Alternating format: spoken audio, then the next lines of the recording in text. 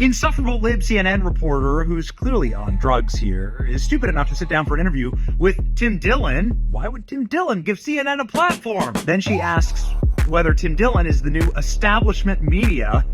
Do you feel like you're part of a new establishment that's being created? I don't think I'm part of a new establishment. I think it would be pretty difficult to look at these podcasts. I know it's a popular thing right now, especially in certain media circles, to say that after running an incredibly unpopular candidate who was introduced very late in the race because an elderly man who could not be the president, who everyone told was functioning as the president for 4 years. This was a very specific circumstance in which Kamala Harris ran for the presidency. Yeah. She was somewhat unpopular, and she was not a star in Democratic politics before this. And her communication strategy was pretty weak. I think most people have admitted that.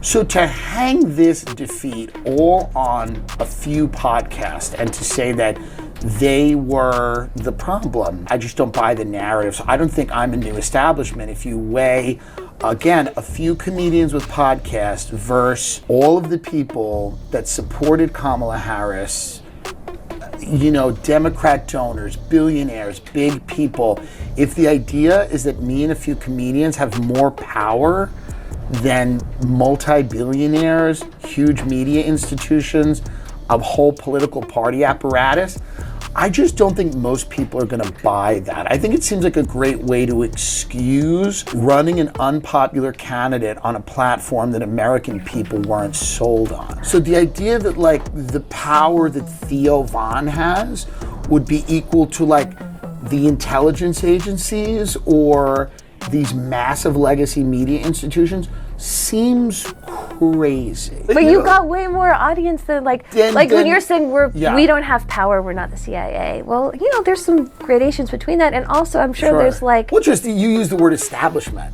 Yeah. I didn't say that we didn't have any power or that audiences weren't powerful. But when you use the term establishment, I think that that's more than just having an audience. That's having an institutional component that I don't think we have. But I think legacy media does. I think the government and the intelligence communities do.